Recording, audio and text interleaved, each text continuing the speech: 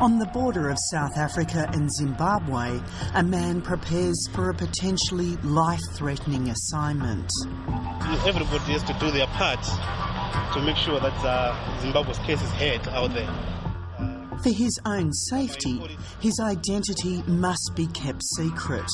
He's asked to be called D. He is a trusted friend of mine, a man who has helped me make this crossing many times. Is 5 billion the biggest? Oh no, oh you got 25 billion. 50 billion is the biggest. Okay. As Zimbabwe slides deeper into anarchy, and with the government and security forces now targeting the media, D has decided that this time it's simply too dangerous for me to travel with him. Instead, he will cross to his country alone, carrying my hidden camera. D is well aware of the dangers of this assignment and of the consequences if he's caught. Carrying a camera is a risk because they automatically become suspicious. Why is he carrying a camera? Is he a journalist? What is he up to? So everything is risky with this job. But it's a risk he's prepared to take for the sake of his country. But information has to go out. And people have to understand, the Zimbabwean government has to understand that it's being watched. Everybody knows what they're doing. In that way, one hopes that, they'll come to their senses.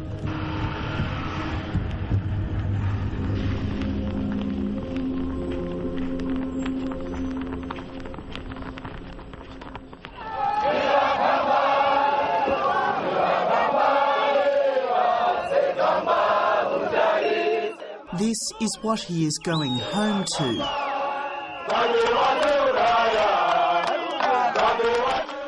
Today, in one of the capital Harare's main cemeteries, two activists from the opposition movement for democratic change are making their final journey.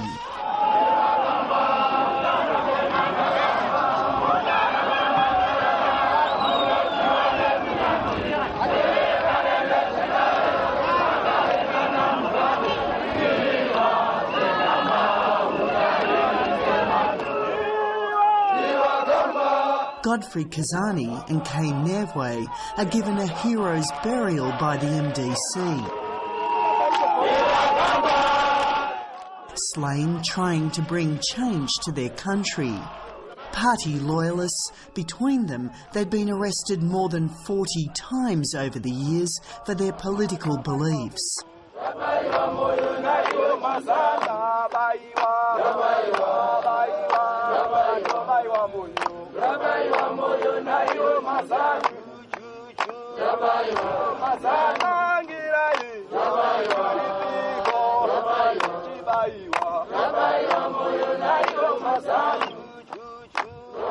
The final time they were taken away, it was by men wearing masks. Their badly beaten bodies found 4 days later. In the current climate of retribution, many have stayed away, too frightened to be seen here. Toti, is that a system? Is that a representation? A dispensation that we can trust?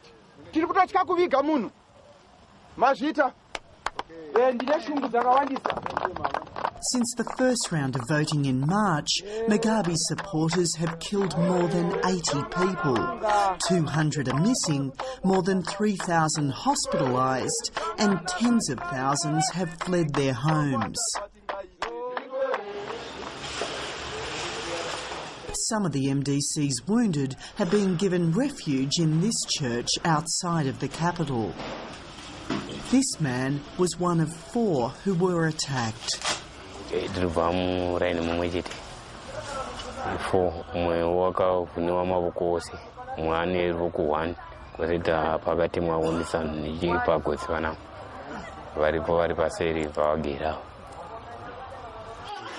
Their plaster casts the new calling card of the ruling party's thugs.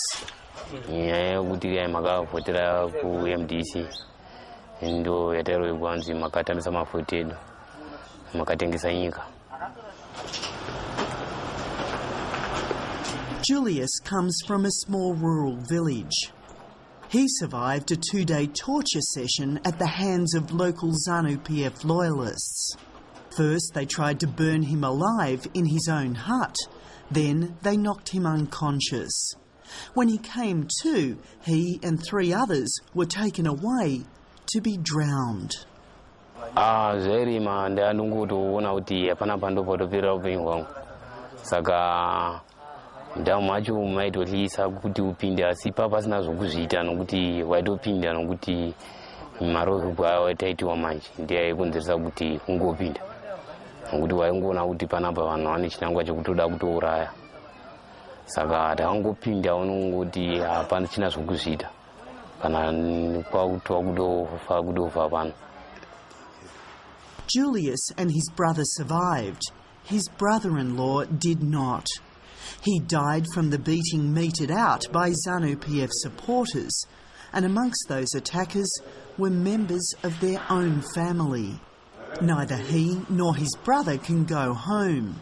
His village has turned on itself.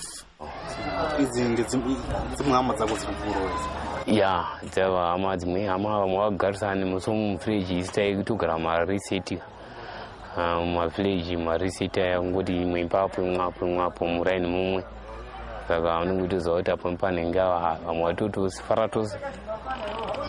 The blame for most of the political violence is directed at party supporters loyal to Robert Mugabe's ZANU PF party. One man who understands well the strategy at play in Zimbabwe is ruling party defector and former presidential candidate Simba Makoni. The former finance minister was knocked out of the political contest in the first round of voting in March. I did not win, I am disappointed, but I am gratified that my participation in this election, at the very least, stopped Mugabe winning. He says right now there is one tactic at play. Robert Mugabe's ZANU PF is attempting to secure victory through brute force and torture. This is the campaign they are waging right now. This is the campaign they have been waging since the middle of April. Having read the outcome of the March 29 results as against ZANU PF in the House of Assembly, in the Senate, and with the presidential outcome as well, they have decided to force the people to support Mugabe, even though the people yearn for change.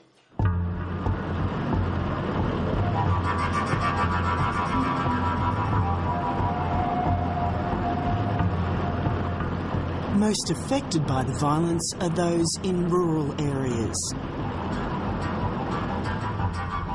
Out of sight, with few witnesses and no way to get help. Dee is heading to a village in Mshvingo province, where opposition support has traditionally been strong. It's also meant that villages here have been targeted.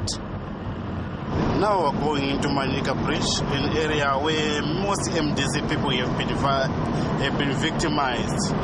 The guy I'm going with here is telling me that there's been a lot of arson, burning down of property, beatings, lootings, and even rape to innocent victims. I'm just going to show you the extent of the violence being meted on the opposition by the ruling party.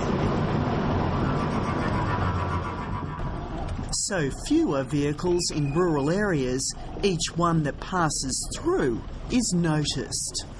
To stay too long is to attract attention. The driver I'm going with makes sure that he turns around the car so that if we have to escape, it will be easy. In this village, the men have come together to offer each other protection. Albert, not his real name, is the MDC's ward chairman. But it was his role as an election observer that brought him to the attention of Robert Mugabe's loyalists. They started to throw stones in my house, so fearing that they will injure my family, I come out and face them. Then they started to beat me using different weapons. They were holding metal axes and logs and my ties, rubber strips. They've made me even braver because all these injuries they've inflicted on me, they've branded me. I am even braver, and I'm going to vote for MDC. And I'm not going to change my mind because they've beaten me.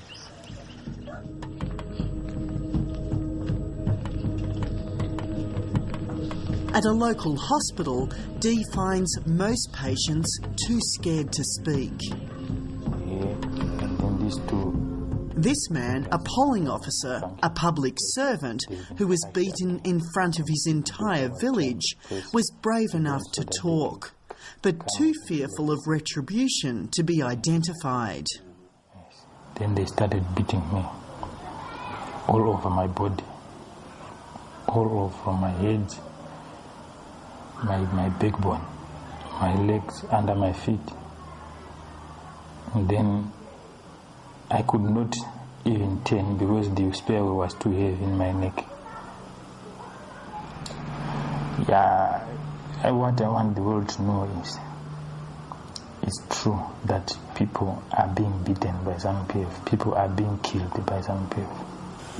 Yes.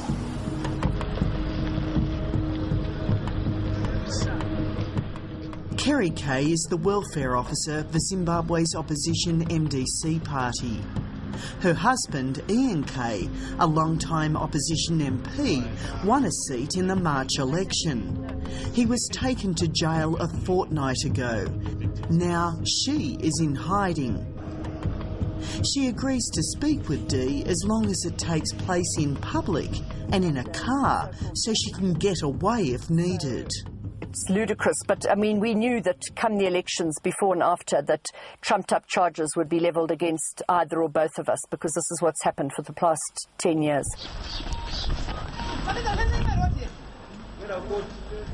This is where her husband is currently being held. Hey,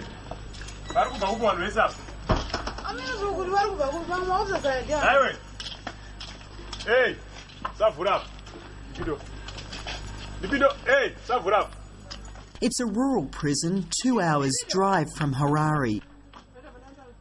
Dee has travelled here with Kerry's son David. His father Ian Kay is due to be released today.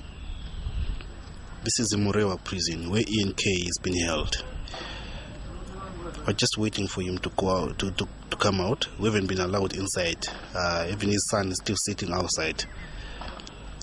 Just see how it goes from here. But bureaucracy takes time, and the paperwork for his release moves slowly. Hey.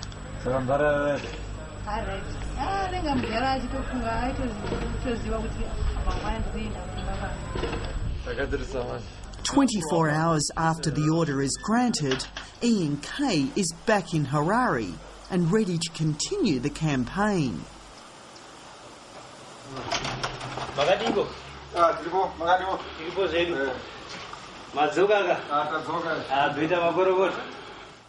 No, it certainly doesn't dampen my spirit, but it does make it a lot more difficult, because most of the MDC leadership has been threatened in some way or another. Some have been incarcerated, some have been abducted, some murdered, a lot of them beaten, and a lot more intimidated, so that they've actually left their areas. So it does make it more difficult, but certainly doesn't dampen the spirit, but I mean it does make it a lot more difficult.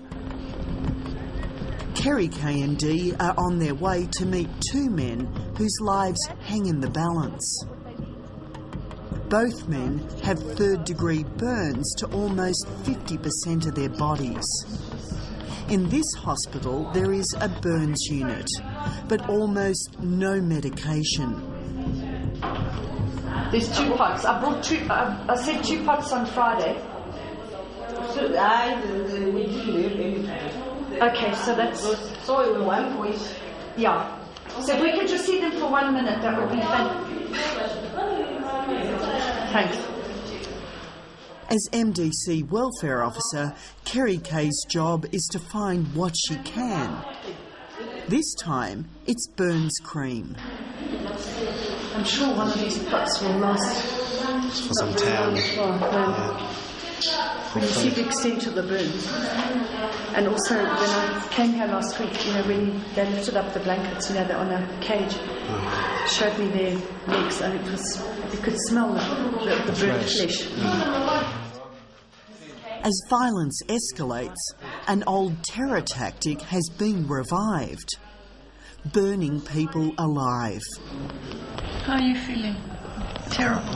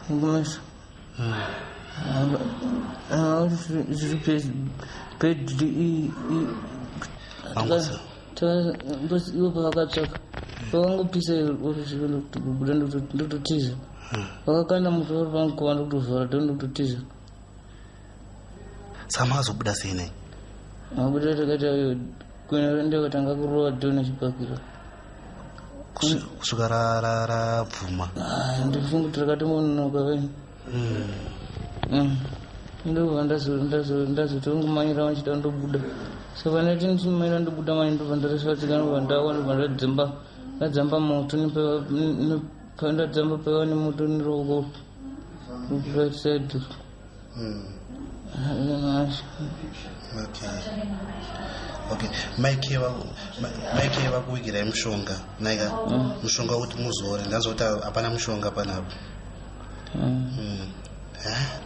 Hey, are you in pain? Oh, don't worry. They say armed men wearing riot police uniforms were responsible for this attack. First, they firebombed the rural MDC office in which they were working. Then they began shooting into the building. 2 men are dead, 2 are missing, and it's not known whether these men will survive. We're going to get you right. We've brought some more mashunga for you, hey? I've given it to the sister, and I've just brought it back. They fear that even here, in hospital, their attackers may come back to get them.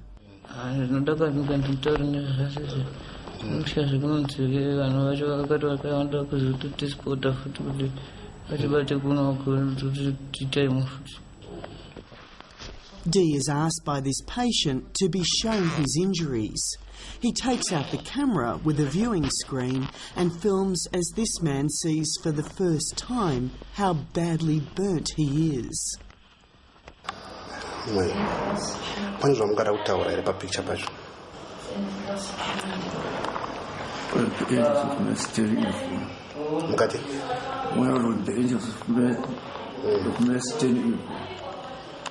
I was not expecting such a thing. Okay.